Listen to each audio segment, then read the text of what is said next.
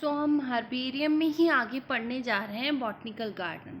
Herbarium क्या कहलाता है? कलेक्शन ऑफ प्रेस्ड और dried plant specimens mounted on sheets जिनपे लेबल लगे हुए होते हैं और arrange according sequences and available for reference of study. हम इनको in practice it is name given to a place owned by an institute. अब हर्बेरियम होता है इंस्टीट्यूट में होता है, और वहाँ की क्या होता है कि उससे वहाँ पे कभी कभी ये होता है कि आप लाइव प्लांट्स भी देख सकते हैं, है ना। जब लाइव प्लांट्स का हर्बेरियम होगा उसको हम बोलेंगे बॉटनिकल गार्डन। बॉटनिकल गार्डन होते हैं जो एंशियंट चाइना, इजिप्ट, मेसोपोटामिया में भी मिले थे। These gardens were not botanical garden in true sense, सही मायने में ये botanical garden नहीं थे, but they are existed for growing food plants, herbs, ornamental plants for aesthetic and religious and status reason। ठीक है, ये बहुत बड़ा स्टेटस रीज़न के लिए भी बॉटनिकल गार्डन्स लगाए हुए जाते थे। जैसे हैंगिंग गार्डन है, जो बेबीलोन का हैंगिंग गार्डन मेसोपोटामिया में है, वो इसी का टिपिकल एग्जाम्पल है कि गार्डन लगाने की परंपरा हमारी बहुत सदियों से चली आ रही है, क्योंकि गार्डन हमें एक एस्थेटिक वैल्यू देता है, मतलब एक प्लेजर देता है। ठीक है, तो द फर्स्ट गार्डन जो साइंस और एजुकेशन के लिए बनाया गया था वो थियोफास्टस से बनाया था, और उसके साथ बहुत सारे लोग और लगे हुए थे। एथेंस थे, और जो जिनके टीचर एस्टॉल थे। दैन इसके बाद में इसका जो इस्टेब्लिशमेंट था, जो मॉडर्न बॉटनिकल गार्डन का, वो लुका गिनी को दिया जाता है। 1492-1556 में प्रोफेसर थी बॉटनी की, ये पिसा में थी, और इटली में ये 1544 में थी, जिन्होंने बॉटनिकल गार्डन्स को सबसे पहले डेवलप किया था। ठीक है, अब रोल्स क्या होते हैं बॉटनिकल गार्डन्स के? तो रोल्स हम पढ़ लेते हैं कि instrumental in motivating several well known authors to develop their own system. अब इन बॉटनिकल गार्डन्स की हेल्प से ही सारे लोगों ने अपने अपने अलग अलग सिस्टम्स क्लासिफिकेशन के डिफाइन किए थे, जैसे Bentham and Hooker, these are also curator at botanical garden. तो बॉटनिकल गार्डन का बहुत बड़ा रोल है इन द क्लासिफिकेशन। ठीक है, तो उस time classification, previous system of classification Linnaeus while working at Uppsala and Bernard D. Jeskew at Varishshala, although ये सब मेजर बॉटनिकल गार्डन में ही रहा करते थे, तो यहाँ के क्लाइमेट एरिया सबसे इन लोगों ने प्लांट्स को देखा और उसकी ऑब्जर्वेशन नोट की। ट्रॉपिकल गार्डन होते हैं जो इंडोर ग्रोइंग स्पेस में होते हैं, जिनके स्क्रीन हाउसेस भी लगे हुए होते हैं, ग्लास हाउसेस भी बनाए जाते हैं ताकि उस प्लांट्स को मेंटेन कर सकते हैं। जैसे कैक्टस के लिए, सेक्यूलेंट्स के लिए। सेक्यूलेंट्स होते हैं जो बहुत छोटे छोटे प्लांट्स होते हैं, बहुत ही ब्यूटीफुल होते हैं, बट ये क्या होते हैं, मॉइस्ट कंडीशन में रहते हैं। इनके लिए एक टेम्परेचर मेंटेन रहना चाहिए। यदि आप किसी गार्डन में सेक्यूलेंट को ग्रो करना चाहते हो, तो आप ऐसा नहीं है कि आप इसको नॉर्मल प्लांट की तरह ज़्यादा पानी दे सकते हो, नहीं दे सकते, क्योंकि इसका एक पर्टिकुलर एटमॉस्फेयर है जहाँ पे ही ये अडेप्ट होता है। तो आपको यदि वो प्लांट लगाना है तो आपको वहाँ पे वैसी नेचुरल कंडीशन क्रिएट करनी पड़ेगी। फॉर एग्जांपल, यदि हमें कोकोनट राजस्थान में लगाना है, डेजर्ट में लगाना है, तो हमें पहले वैसी कंडीशंस, एनवायरनमेंट कंडीशन डेवलप करनी पड़ेगी, तब जाके वो यहाँ पे सर्वाइव हो सकता है। फर्स्ट ऑफ ऑल हम ये कंडीशन मेंटेन नहीं कर पाएंगे। यहाँ टेम्परेचर बहुत ज़्यादा पड़ता है कोस्टल एरिया में, एज़ कम्पेयर टू क्या होता है कि नॉर्मल रेंज का टेम्परेचर रहता है।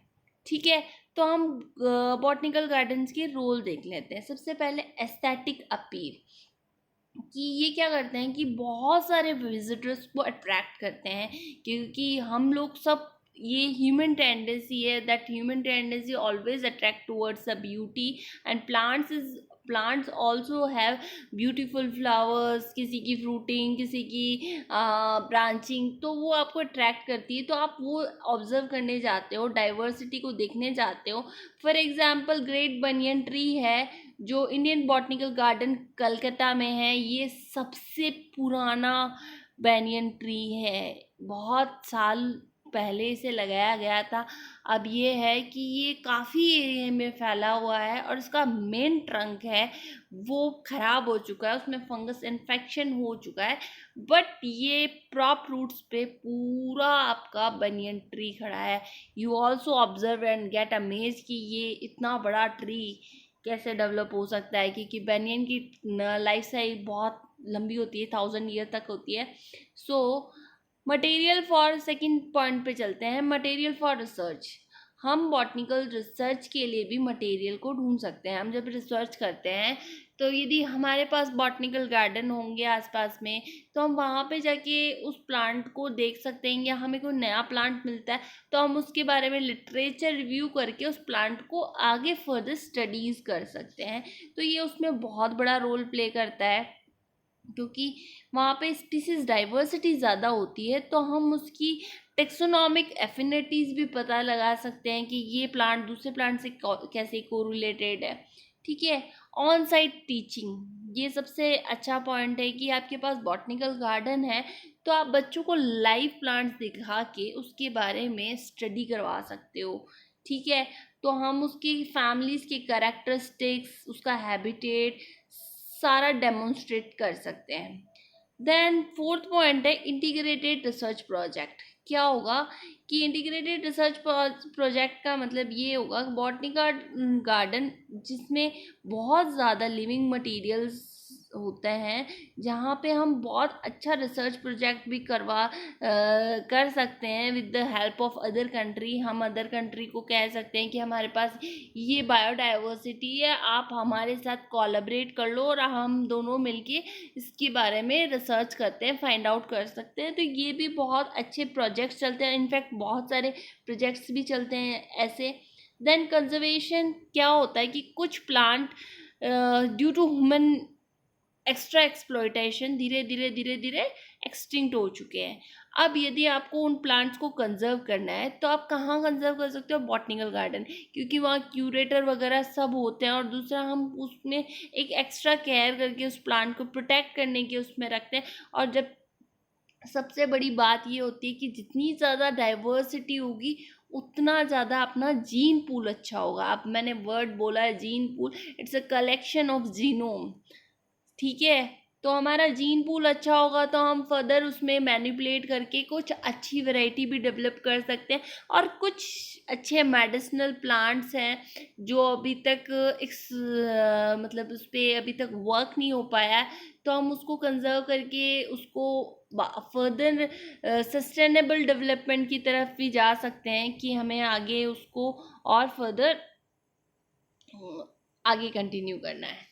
ठीक है। तो conservation is a important part. इसके थ्रू, बॉटनिकल गार्डन के थ्रू हमारी बहुत सारी वेराइटीज़ कंजर्व हो जाती है। The proceeding of the symposium on the threatened and endangered species sponsored by New York botanical garden इन 1976, जिन्होंने 1976 में इन्होंने एक सिम्पोजियम ऑर्गेनाइज किया था, एक्सटिंक्शन इज़ फॉरएवर, जो एक प्रैक्टिकल रोल बॉटनिकल गार्डन का बताया था कि क्या प्रैक्टिकल रोल पॉसिबल है, कंजर्वेशन कैसे करेंगे हम रेयर या थ्रेटेंड स्पीसीज का। ठीक है। देन सीड एक्सचेंज, ये आपकी एक तरीके से प्रॉपर्टी होती है आपका, लाइक हम कह सकते हैं कि इट्स ऑल्सो हमारे डाइवर्सिटी का बहुत इम्पोर्टेंट पार्ट है सीड एक्सचेंज। हमारे पास more than 500 botanical garden across the world, बहुत 500 से ज़्यादा पूरी दुनिया में एक दूसरे से सीड एक्सचेंज करते हैं।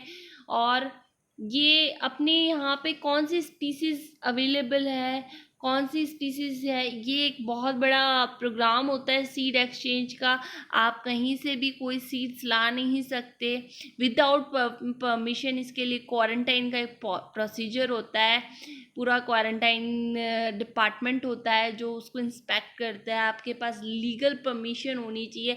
यदि आप किसी कंट्री में विजिट करने गए हैं और आपको कोई सीड्स यदि लगे हैं कि हाँ चलो अपने इंडिया में भी इसको ग्रो करते हैं, तो आप विदाउट प्रायर परमिशन को उनको ले जा नहीं सकते हैं। It's a crime.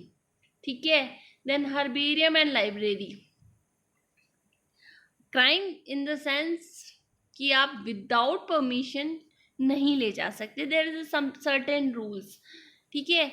Herbarium and library क्यों, जो भी जितनी भी मेजर बॉटनिकल गार्डन्स हैं वहाँ पे सबसे ज़्यादा हर्बेरिया भी बने हुए हैं और उनके लाइब्रेरीज भी साथ में अटैच है, जहाँ पे उसके मैनुअल्स मोनोग्राफ्स वगैरह सब रख रखे हैं। और पब्लिक सर्विसेज भी देते हैं कि जनरल पब्लिक को अवेयर करवाते हैं कि कौन सी आपकी यहाँ की नेटिव स्पीसीज़ है और कौन सी यहाँ की एग्जॉटिक स्पीसीज़ है जो बाहर से इंट्रोड्यूस करवाई गई है। आप उसके मेथड ऑफ प्रोपगेशन भी सीख सकते हो और उस प्लांट मटेरियल को सप्लाई करके एक्सचेंज भी कर सकते हो।